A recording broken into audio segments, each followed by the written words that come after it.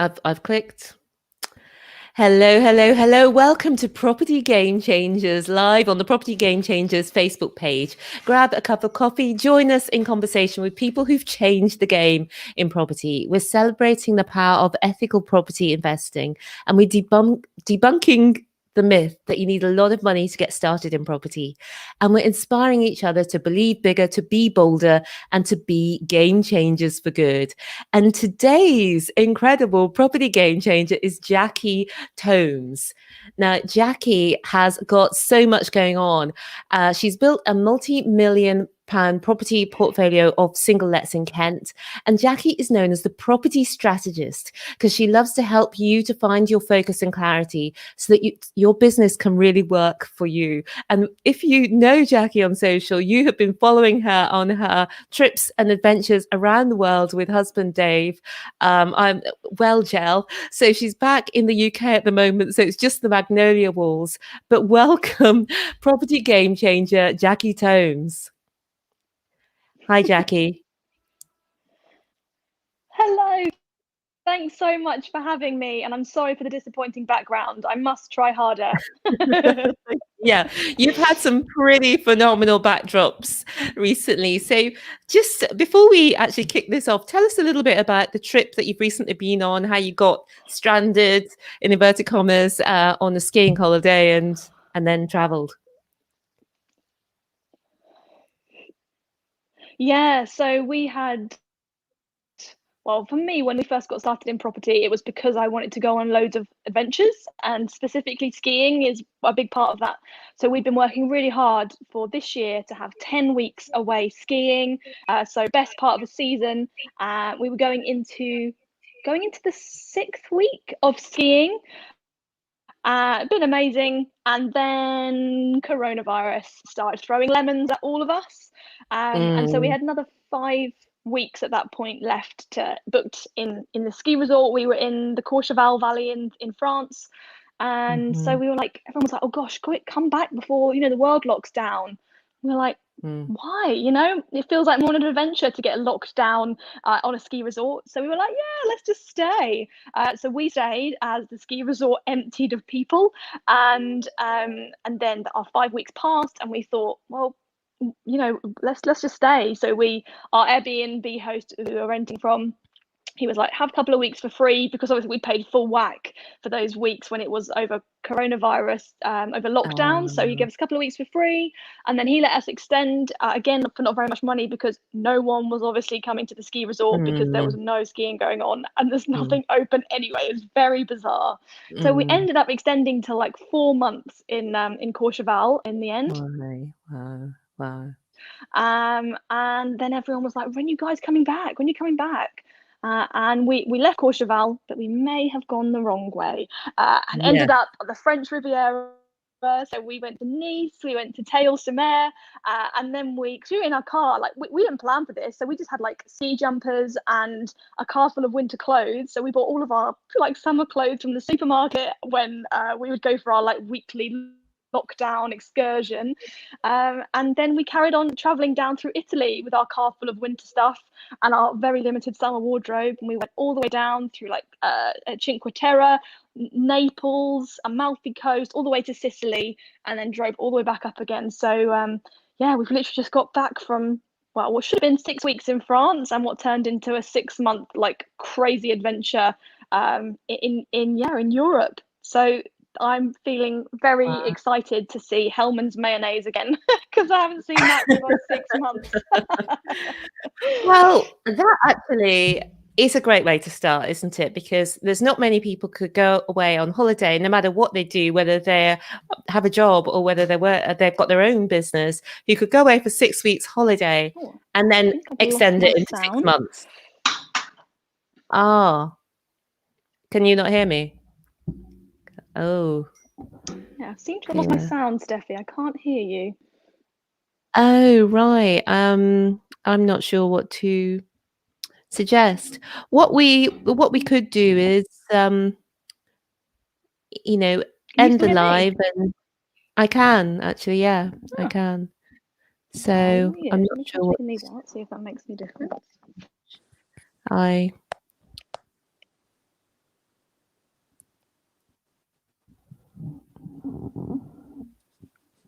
Has it? Is that improved it? No? Technology. I know. This is the problem with lives. It's the excitement, the drama. It's not always the good way. Can you hear me now? This is so weird. I've literally lost your sound. Well, what I'll do, Jackie, Shall I log back in? Shall I log out and log in again? Yeah, try that. And then if not, yes, because you can't hear me. So try that, log out and log back in. I can't hear you. I've sent you a chat. Oh, chat. Yep, okay. I'll be right back. Okay. So Jackie's going to log out and come back in. I think it's probably broadband Wi-Fi is being a bit temperamental. So hopefully we get to carry this on, but maybe we won't be able to. Carlton's saying that you can hear us. Maybe you mean you can't hear us. But let's see if Jackie can get back in and we can carry this on and find out a little bit more about how you managed to travel around for 6 months. Here she comes in. So I can hear you. Hello. Oh, you Can you hear me? can. Hello. Oh, wow. I can. That's I can. weird. Yeah. Oh, that's such a relief. Okay. Brilliant. So what I was saying is that you went away for 6 weeks and you could make it 6 months. And actually not many people, whether they've got a job or whether they've got a business, can do that. So how is it that you can do that? And we know that you've got this multi-million-pound portfolio and other businesses as well. So how, Jackie, tell us.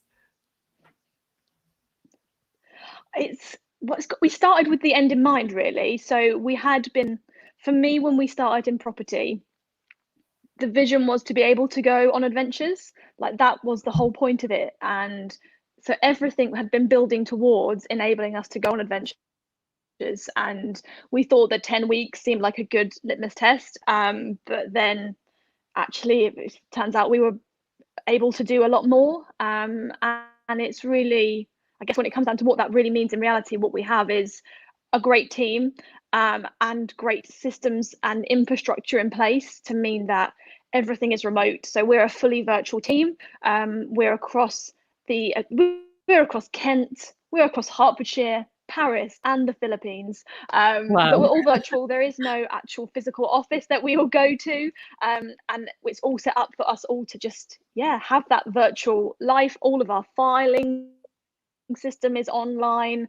All of our documents that we need, our post get scanned in virtually to us. There's an on the ground piece. Actually, my dad's really heavily involved in the on the ground piece at the moment. That's going to change in the next couple of months.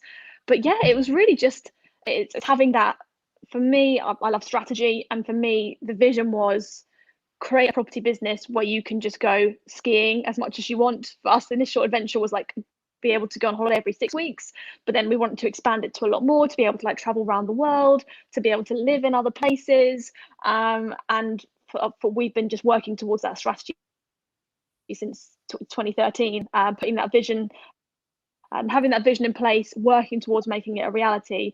And it's all been about building the right infrastructure and the right team to make it a reality. And I mean, depends how detailed you want to go, but we can talk about the more nitty-gritty side of that if you want, but that's a high-level answer to that question.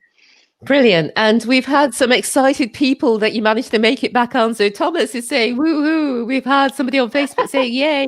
So I'm delighted to see you as well, Jackie. And that is the crux of it. But let's go back to the beginning, because you're young and you've done what most people haven't done and most people will never do, all while you started out in property really young as well. So tell us, what was it how did you get started? So the inspiration came from where I've just come from, which was skiing. I was on a ski holiday. It was brilliant, but it was like 7 days of that hard-won annual leave. And all I wanted to do was be able just to stay and just for that adventure, just to go on. He's my husband now, he wasn't then, but me and Dave were there and I was just like, this is just amazing, like blue skies, mountains, beers, delicious dinners. I was like, this is the life. And I had to go back to work, of course, as all those good holidays do come to an end when you're working like that. And it was as that week was coming to an end that I was like, God, I just feel sick about the thought of going back. And whilst I had a really good job, I worked in market research. It was actually a really creative job, but I didn't like being told what to do. Was the real crux of the problem. So that's when it started. And I had seen my mum and my stepdad, they'd done a couple of property refurbishments and sold them on. So I kind of had seen that involvement in property. And so I kind of could get my head around that as an idea.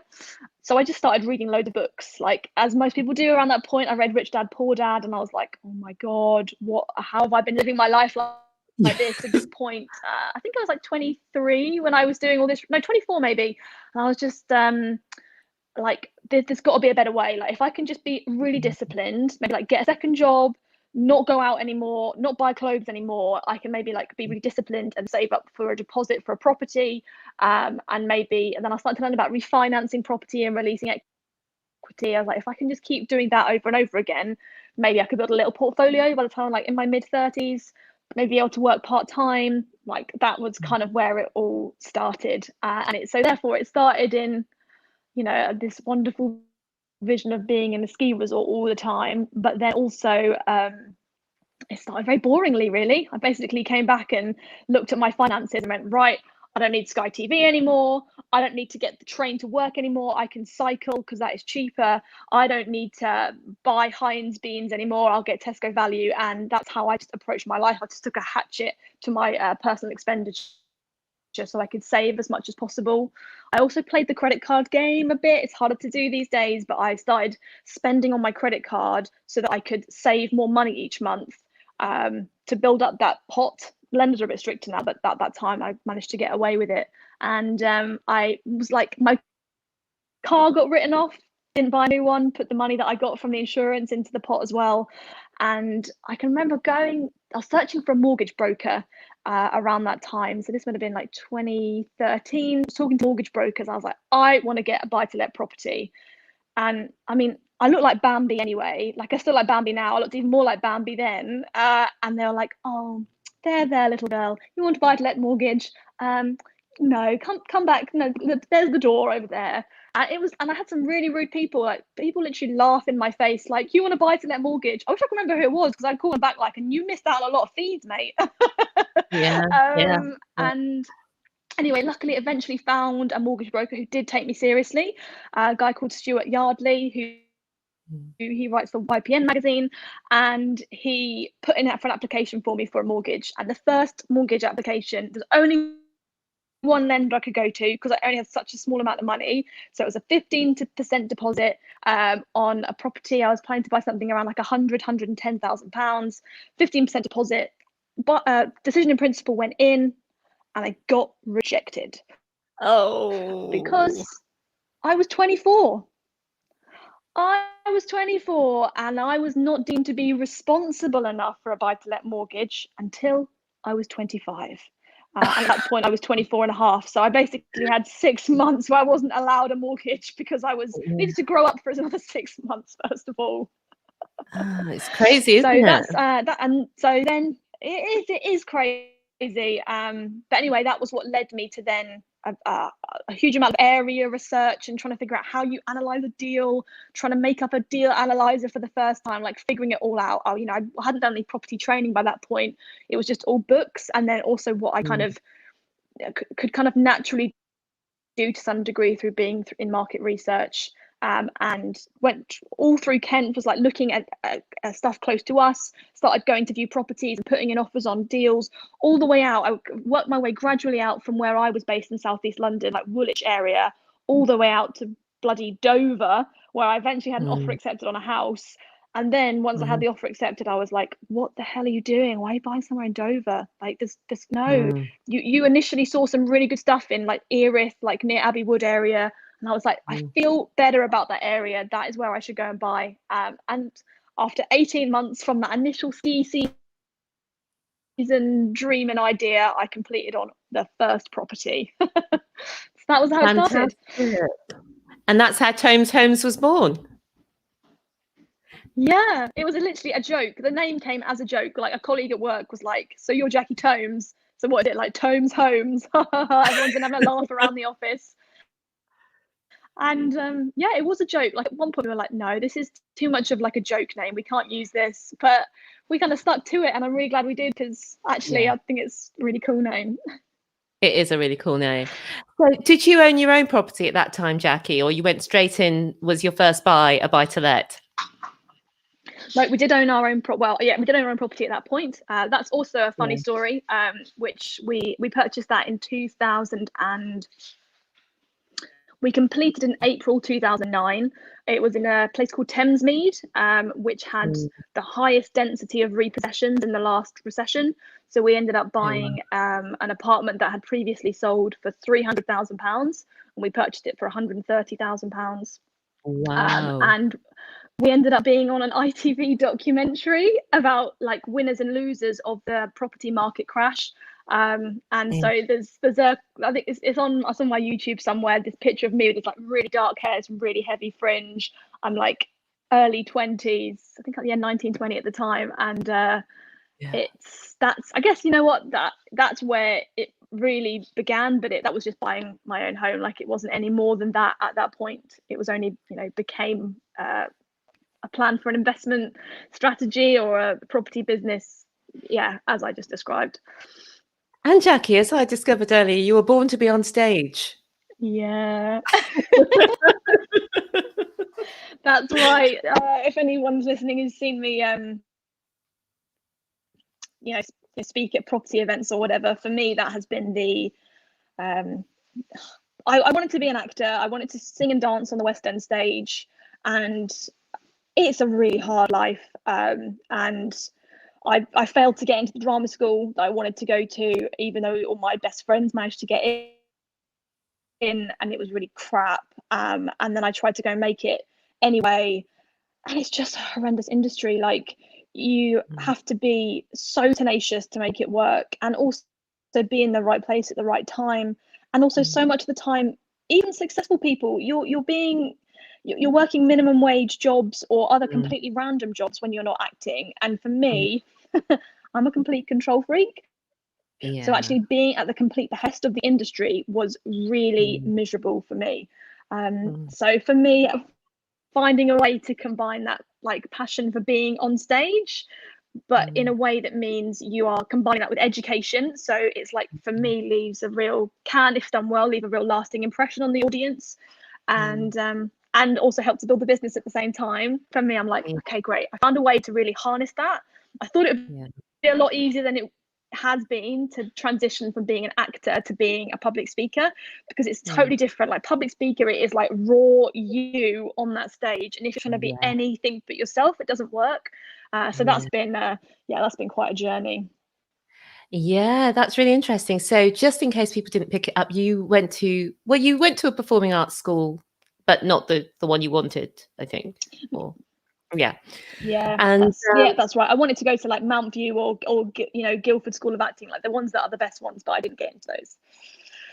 but sometimes it's and many of the stories that we talk about on this show are the worst point was the best point, because had you got into the school, perhaps your life would have taken a totally different path and you wouldn't have ended up, gallivanting around the world for 6 months of the year when you just went away for a 6 weeks break and thought, well, never mind, we'll just go away for 6 months because, we can, which is a 100%. fantastic. It is the worst points can so often turn into the best points. It's just really crap at the point that it happens, and you can't imagine that it's ever going to turn out to be a good thing. But I think it Yeah. has. It definitely has. So we've got the beginning. You've got this first buy to let. You're 25 because you had to wait a And little a bit. half. Oh, right. And how did you go from there? Because there's a point at which, well, you'd saved up ferociously, and I know that you built your portfolio quite aggressively from there onwards. So how did you fund it, finance it? What were your ideas for it? Tell us a little bit about the journey from that first property to where you are now. So we ended up at a progressive property event in October 2014. And I'd kind of heard about like working with investors. I think I'd read Simon Zucchi's Property Magic book, which he talks about raising finance. And I'd kind of heard about it, but didn't really believe that I could do it. And I basically sat and watched mostly Rob Moore on stage for the best part of 3 days. And I mean, he was such a compelling speaker. And I literally felt when I was sitting in the audience that he was talking to me. And the first day was really like fundamentals of like how to invest in property. And what that first day did was give me the confidence that I'd done a really good job on the first property. And that, you know, even though I hadn't done any like formal training, through this like kind of scrappy do method, I'd kind of found a way to come through not too badly. And he also made me realize how much value that we were on the cusp of being able to create for other people. So we went and spoke first of all to family members. So my mother-in-law and my now mother-in-law, she wasn't at the time, and my now brother-in-laws, about what we'd done, because we had this case study property. You know, it had been so much blood, sweat and tears to make it happen, but through all of that we'd like created something like that had the foundations of something brilliant. And we just went and spoke to them and said, look, we want to do more of these. Do you guys want to, you know, would you want to invest? And that's how those next kind of properties got off the ground, was because of family members. And then from there we also started to do lots of property networking, and I was meeting people at property networking events. So there was like initial family members, and then it also started to be new relationships that I was building with people from events that I was going to. So other partnerships started to come out there too. So yeah, it was all down to the power of working with other people who wanted to invest in property, wanted to get a good return, but who could not be asked to get in their scruffy clothes like I'd done on that first property and rip up disgusting carpets, or go to B&Q and design a kitchen for hours, or go and pick up tiles from Tops Tiles, like all that. Oh my God, that heartache that we went through doing all of that. They're like, yeah, and I don't want to do that, but if you're happy to do that, I'm happy to be like hands-free and let you get on with it. And that was how that next part worked. So 18 months it took to buy the first property. And then over the 12 months or so, 15 months beyond that, we went and did the same thing again, another 10 times. And this is a thing that I talk about a lot in terms of like what made that possible was focus. And all bar one of those, it was all replicating the same thing again. So that first property was a 1-bedroom flat on the outskirts of Southeast London.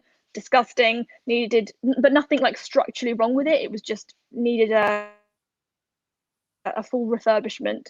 And we just found more properties in the same area, fitting that same model at that same kind of purchase price. So the first one we bought for £108,500, and all of those next like 10 properties, bar one of them, which is slightly different, were between 95 and I think 135. So they were all like a similar kind of price range, similar model, and we just replicated hard. I'm working full time. By this point, Dave is like getting more on board, and like we're working together. Whereas the first one is like me, I'm like driving myself, and then Dave came on board, and so we're working together on it.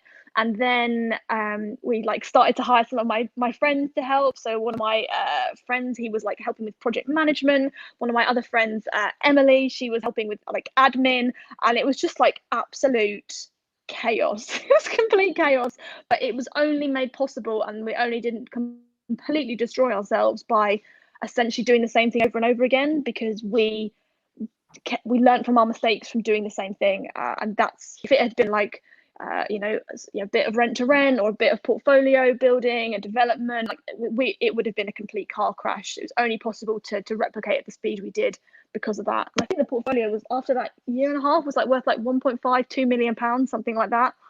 I was dead. I was like, my nails were like battered, my roots were like down to here. I was like a shell of the woman that started in 2013. And that's another part of the story, really. But that's how that next kind of phase went. Great. I just want to delve into that, because that's a phenomenal story. But just want to say hello to Tyrone, who's saying that he's from Southeast London originally, but lives in Maidstone, and he's starting his property journey. So it's great to hear your story, Jackie, especially with you being in Kent. Thanks, So, Tyrone. Jackie, what I would like to delve into a little bit, or just briefly, because I'm nosy, is, but obviously if I ask you anything and you don't feel you want to go there, that's fine as well. But I'm just curious as to, people are very concerned to ask for the money or the investment, or to actually, what we talk about the opportunity that they can offer to people. And I just wondered how you structured it. Did you tend to structure it on a loan basis or on an equity basis with your family and friends, or was it all very different? There were a couple of different ways that we worked, but our like primary preference is to work with equity partners. Now, I know a lot of people are averse to working in that way because you do give away more. Like when Dave and I look at how much equity we've created over the past 7 years, I think it's like probably like 1.8 million pounds worth of equity that we've created, something like that. And I've given away a huge chunk of that to equity partners. But we're happy to do that because for us, it's that a really nice balance of partnership and sharing in the risk and the reward, and particularly because we like to portfolio build, and taking an approach that balances the short term versus the long term. It's a really nice approach where you give away a lot, a good chunk of it, but it also means that in the short term you don't have this concern about what happens when you refinance and you only can do deals that release all the money. Like how do you do that when you're trying to work with investors on a fixed rate of return? You're getting this money stuck in, like what's the exit?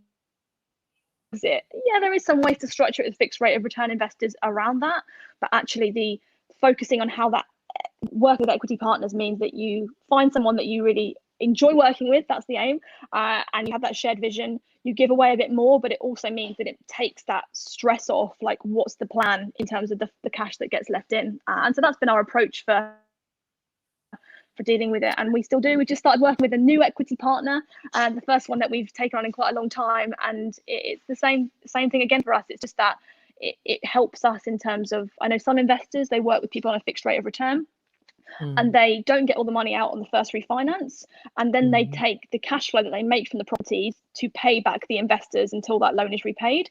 Now, that's a really unviable business model because it means that there is no cash to actually pay you for the time that you've put in. Like you probably worked for at least a year to get that property to the point that it's cash flowing, and then you don't release all the money, and then you go and pay your investors back from that money. Like it's completely, it just doesn't work. There's no way that you're going to be able to build a team in the short term for that. So it's going to be totally reliant on you. So there's going to be issues with getting enough deal flow and bringing more investors. Like it just, for us, it's a business model that's just not viable to work in that way, which is where equity partnerships have been a really nice balance. Yeah, and I think I think both can work, obviously, but I think the model that you have as equity partners, that's a really compelling offer for an investor, because they're working with you. You've been doing it for a long time, people who share your values, and their money, because you're investing in Kent as well, there's lots of capital appreciation, you'll have good cash flow on them as well. So really, it's hard to see how you could lose, really, when you're doing things like that, especially long term. So I think I can see a lot of value in what you're offering, and I'm guessing that the share of the equity has changed over the years that you have been doing it. Yeah, but also how it's structured in terms of like how, I guess one thing to say that I wish someone had told me earlier days in investing in property is that, like, I think one of the most powerful things we've done is not, the business is not totally reliant on Dave and I, which from an investor's perspective is really important. Like if one of us gets hit by a bus tomorrow, the whole thing is not going to come crashing down. Like there's infrastructure in place, but that infrastructure has a cost to it.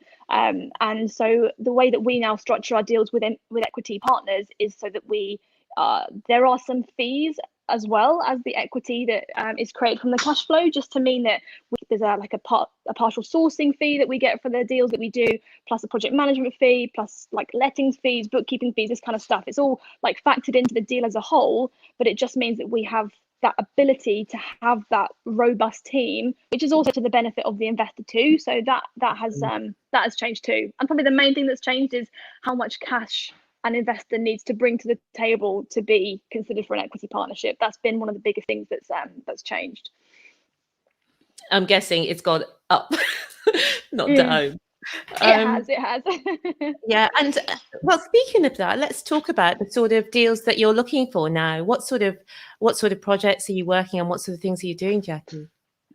So we have, well, it's interesting actually, because we've kind of circled around a little bit. So I'll come to that in a second. But the projects that we're working on with investment partners and equity partners are blocks of flats. So what we found was we had a great model in Southeast London, but we chose Southeast London because there was a balance where we could still buy properties cheap enough to mean that the yields could work to actually cash flow while still having this great potential for capital appreciation.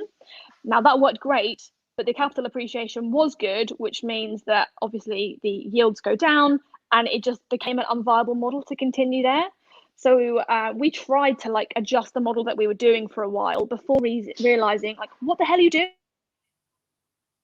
Like you want to do single lets. Why are you trying to do all this other crap that you're not really interested in? Just accept that you've got to change the area. So that's what we did. So we, after doing a lot of analysis, we're very detail focused. Like we see the big picture, but we're also very analytical and detailed. Did loads of pieces of analysis and ended up moving our investment location and also our personal location down to Thanet in Kent. So like that's Margate, Ramsgate, Broadstairs mostly. And now we have changed from just buying individual blocks of flats with our investment partners to buying blocks of flats. So the largest block of flats we've purchased has been 11 flats in a block. Smallest has been 4. Sadly, Corona has meant that we need to focus more on that kind of 4 to 6 units, just because of the fact that lenders are dropping loan to values at the moment on the larger blocks, just because of overexposure to a particular area. So we had a lovely block that's on hold at the moment because of that. And so yeah, that we're continuing to do that. So we don't do conversions. We've tried doing conversions. We can delve there if you want, but we hated it. So we just buy blocks of flats that require refurbishment. No conversion required. I don't want any planning permission to get involved. I don't want building control mostly involved if we can avoid it. I don't want, basically I want a builder and I want us and I want a quick turnaround on the project and minimal risk, which is why we focused on that model. So that's on that side of things. And then we buy, refurbish and refinance, and depending on the type of refurbishment we've done, we'll either refinance within like 4 to 6 months, or it will be between 12 and 18 months, just depending on the exact approach we've taken.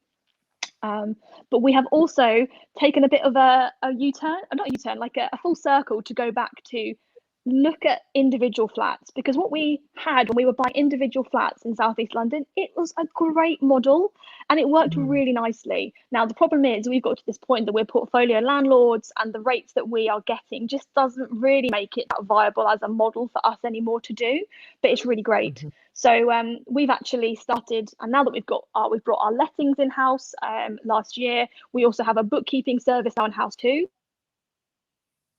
And what we've decided, or we started doing now, is packaging up deals for investors of individual properties, basically doing what we did when we got started. And so we're running that now alongside our portfolio building with equity partners, which requires larger sums of cash, while also portfolio building for investors who, you know, want to invest like 40, 50 grand in a deal but don't want to get involved. But all of that in Thanet in Kent. That's a very long answer to a very short question, but I hope it's useful. These are the kind of answers that I love. I usually don't say too much about what I'm doing, but you've excited me with your blocks of flats, and we accidentally fell into that. And it's really funny, or maybe it's just how things are, that we've got 2 that are, one that's 4 in a building, another one that was an office that we're turning into 4 in a building. We've got planning to go into 4 1-bedroom flats, and the other one that's 12 units, 11 resi in 1 little shop. And I absolutely adore that model. I think it's just the best because of all the reasons you said and many more, like price per unit lower, competition for purchase lower. And the the rental income and so on, and the yield is actually in many cases higher. So it is a great strategy. Carlton has said, "Hi Jackie, what would be your starting strategy if you were to restart investing in property again?" It would depend on my motivations at the time. The reason that I chose single lets and to focus on that was because for me, property excited me for the long term. So it wasn't just about cash flow, it was that long term wealth that you could create that I just couldn't even comprehend for myself, for my life. And I was like, I am not going to sacrifice this. That's another reason I did it in Southeast London. I was like, I'm not going up north and just focusing on yield. I want a balance of yield and capital appreciation.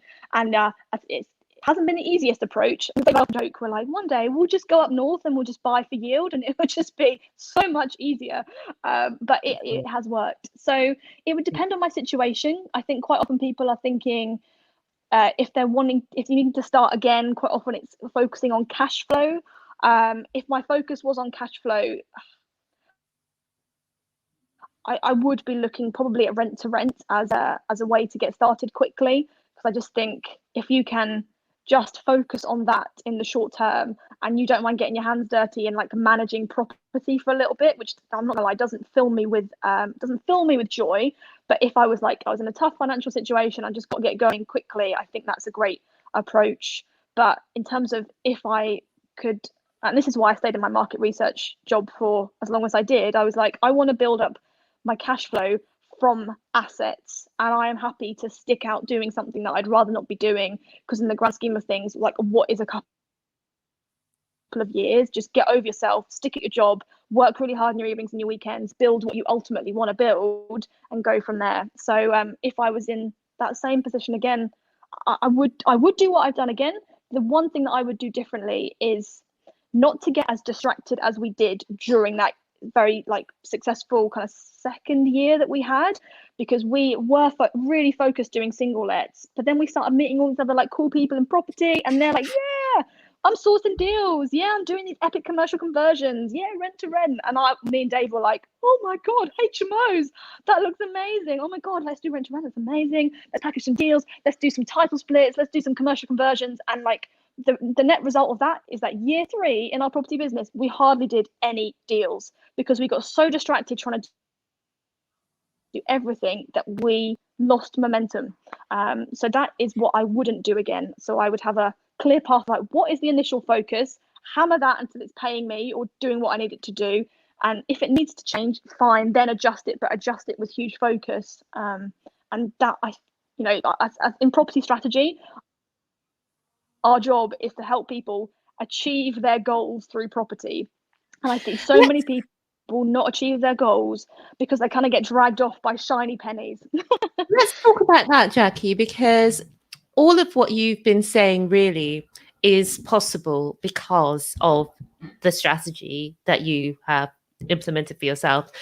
And it's hugely interesting. And I don't hear a lot of people talking about it in the way that you talk about it and the way that you live it.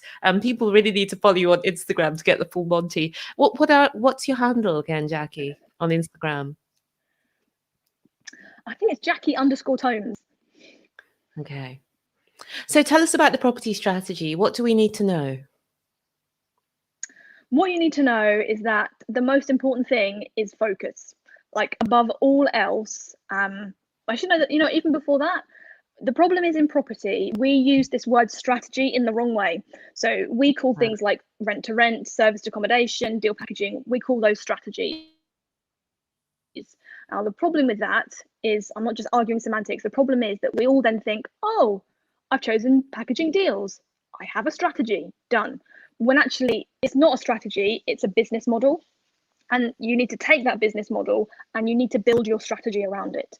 Because if you're simultaneously trying to execute multiple business models, well, for one, unless you have a great team around you, it's highly likely that you're going to fail at it, because you just won't have the resources you need. You will just create yourself one hell of a job that makes you question why the bloody hell you're bothering with all of it. So choose a business model and build a strategy around it. And by that, I mean, build a business plan. So think about your property business. Think about property as a business, because it is. Know what you're trying to achieve from it, and then start breaking the business down into its different component parts. So we think of a property business in terms of like sourcing and acquisitions, in terms of the funding that you need, in terms of how you're actually going to deliver on it, like maybe doing refurbs, maybe you've got a lettings or maintenance, financial management, and team. Now, at different stages of the process, different areas are more important than others. So if you have no property at all at the moment, sourcing and acquisitions and funding are the most important areas that you need to spend time in.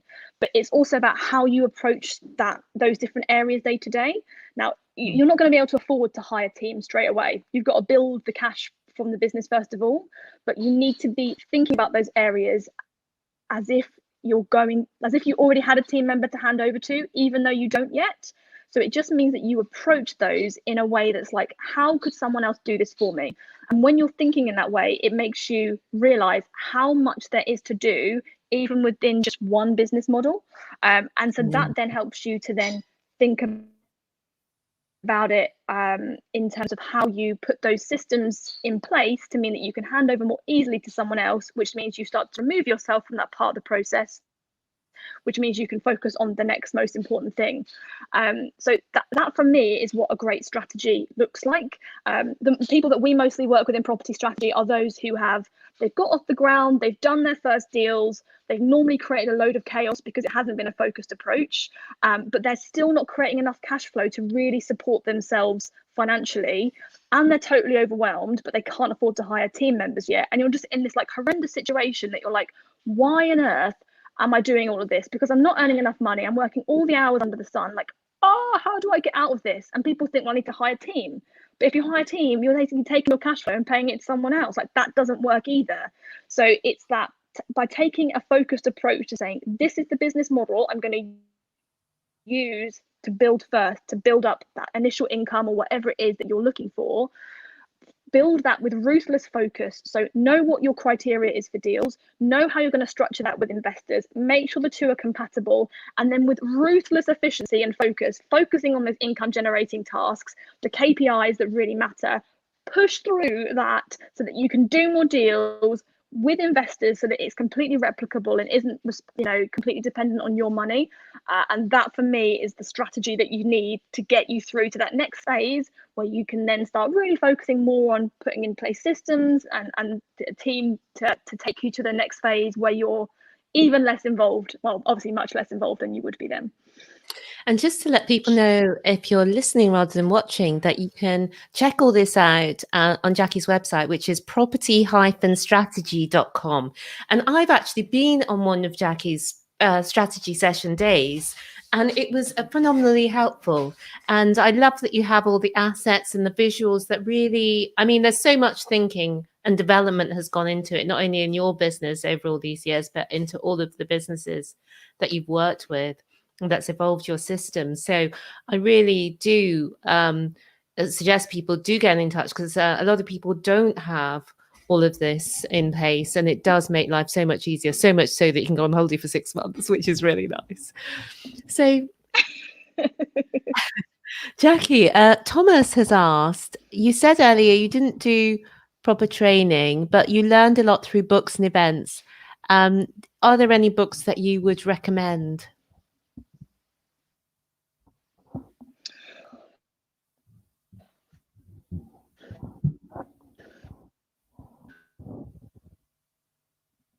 Oh, I wonder if we're having sound problems again.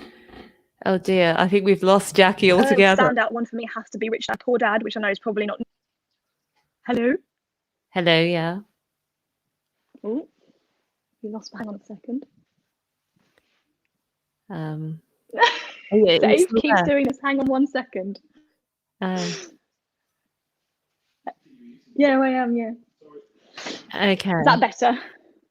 Yeah. Yeah, we got you. So books, Jackie, not Rich Dad Poor Dad, if that's what you were saying. Yeah, no, I was saying that was the like the seminal books from like that period of time, and there was like a lot of more. The books that I read around that were, some of them were quite dry, like around like property management, so I couldn't tell it off my head what those books were, but I'm happy to look back. They'll be in my like Amazon account from the past. I did also read like Simon Zucchi's Property Magic book and some of the progressive books as well, but also just to say, it wasn't just books, because the books got me one property in 18 months, and then I did property training, and we went and did like 10 properties in like 12, 15 months. So the property training was the thing that really did accelerate it. What I would say is, beyond that as well, property training was great, and it got us to that point of like doing a load of deals. But I am so grateful to a gentleman called Elliot Kay, who he reached out to us when we were in that like epic phase of like doing loads of deals, and he saw that I was starting to break, basically. Like, I started to put a bit of negative stuff on social media. He saw that I was like doing Facebook posts at like 11, 12 o'clock at night. He saw that I was at a property networking event every bloody night of the week, and he got in touch, and he was like, are you okay? I wasn't okay. This was 2015, and I was out every night of the week. I was working during the day. I was analysing deals on my way to work. I was doing viewings at weekends. I was going and trying to be a speaker at property networking events. And I was just wired, is probably the best word to say. But I had just lost complete perspective about what the hell I was meant to actually be doing. And I remember one of my really good friends met me at a property networking event, and he saw me there with my suitcase, because I had just come from another training or another networking, I don't know what it was, or speech or something. And he was like, how's it going, Jackie? And I'm always like so bubbly. And I just burst into tears, because I had gone from having this amazing vision for what life was going to give, like property was going to give my life, and I had just created this absolute monster where I was exhausted, and I felt like I was in many ways running around in circles. And I'm so glad that Elliot kind of spotted that in me, because he was a business coach, and he basically sat me down, and he was like, what's the point of all of this? Like, why are you bothering to do all this property stuff? And I was like, I want to go on loads of holidays, I want to have loads of family time with Dave. And he was like, how's that working out? And I was like, absolutely terrible. I'm working like 100 hours a week, and I have to go to another networking event tonight, and I have to have a meeting with someone. I'm like, oh. And he basically said, you're ready for the next phase, which is what got us started with strategy. And we worked with Elliot, another amazing guy called Derry, and they got us on this whole strategy track. And through going through all of that is where property strategy came from, because I realized that there was no one nailing the property industry with strategy.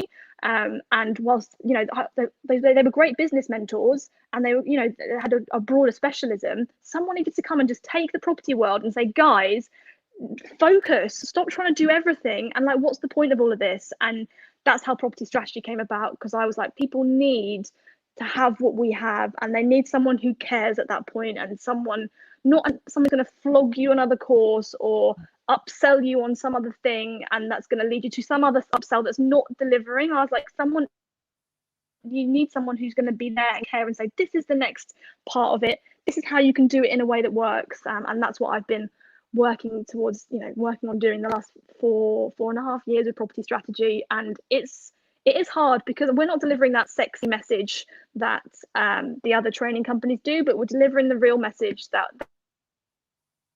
works. And if you put in the right work, you can get what you want. So there's kind of been a whole journey of like books to property education to business training, has been the route that we've taken. Yeah, that's so interesting in a number of ways. I know Elliot Kay. We actually recorded a podcast together. We're in. He's just launched his book, which I saw you mentioning as well. Speak. Is it called Speak Sell? Speak. Can you remember what it's called? Speak to Grow Your Business. Yeah, Speak to Grow Your Business, something like that. Yeah. Yeah. Speak and Sell are on the cover. We're not doing very well here, but I didn't know that he did strategy as well as the speaking training. I think he's evolved from there now. Like, he's very much focused on speaking training, but he used to help people with strategy, speakers and trainers and coaches with building their Right. strategies. So we were a bit of a Yeah. wild card being property, but he helped us. Yeah. No, that's amazing. It's so phenomenal once you get that in. Well, do you know what? It doesn't feel as though we've been here for very long, but we are actually coming to the end, Jackie, already. And it's just been a great story, hearing your journey, how much you've achieved, but also where you've come to this incredible place. What would you like to leave people with if people are watching and they are perhaps where you were at the very beginning? What would you say to them to help them to get started? I would say, I mean, I've mentioned it before. For one, I would say make sure you're focusing on one thing and get that off the ground first of all. And I would say, like, choose someone that you respect what they have done. So if you, whatever area you want to upskill yourself in, follow the people that have done what you have done and find out how they did it. I would say that we've invested good money in training and education, and if you make the right decisions with the right people, it will really propel your journey forwards. So, and also don't listen to the naysayers and those that just want to, people will not believe in you. People will laugh in your face. People will tell you it's not possible or that you're crazy, and just make sure that you believe in yourself enough to just get through that. It seems funny to me now looking back at how badly people treated me in that early part, but it wasn't at the time. Like, I'd cry on the phone to my mum because people had been so mean. Like, I was Bambi. But it's, you just gotta don't give up and solve the specific problems that you encounter with implementing that model, rather than thinking that you need to go and do something new, because that I can see that happens a lot. You try and do rent to rent, you encounter some problems that you think rent to rent isn't the answer. You go and start trying to do deal packaging, and you get to a certain point and then you flip to something else, because there will always be challenges. There is no magic solution. You just got to choose something that, with the best knowledge that you have available, feels like the right path forward for you, and commit to it and take that path, like, to scale that to a point that you can actually start to afford to put team and systems in place so that you can step back and don't leapfrog between different strategies. Great. That's brilliant advice. And people can get hold of you, I think, at the website property-strategy.com. And there's all the social media links are on there. What you say that again? I know you've got something that helps people work out where they're at with their property business as well. Tell us a little bit about that. Yes. Thanks. We've got something called the Scalability Score, which is also on our website. It's an assessment tool which will last, so it's about 10-15 minutes to take the test, and it will assess how successful you have, built your business across the 5 key areas of strategy that I mentioned earlier. It'll give you a score in each of those areas, and it will give you a 60-page bespoke report, depending on where you're at on those scores, about how you can improve that score to make your business, your property business specifically, more scalable. So that's on the website, along with, we've got loads of free resources on there, so loads of videos and blogs and other reports that you can download. So yeah, get in touch and geek out on all of that if you can relate to me and what we've done. If not, I hope you enjoyed listening to me this evening and watch me drink a glass of wine. Brilliant. Now we've had a couple more comments. Carlton has said, thank you very much, Jackie. You've opened my mind. And Rachel has said, amazing advice, Jackie. Thank you. So I want to join in, I'm sure everybody watching, in thanking you for joining us, being real, sharing all of your journey. And I know, Jackie, that we haven't even scratched the surface of everything that you've done and everything that we could have talked about today. But finally, let's just end by saying, and it's possibly evident, about how property has changed the game for you and for your family.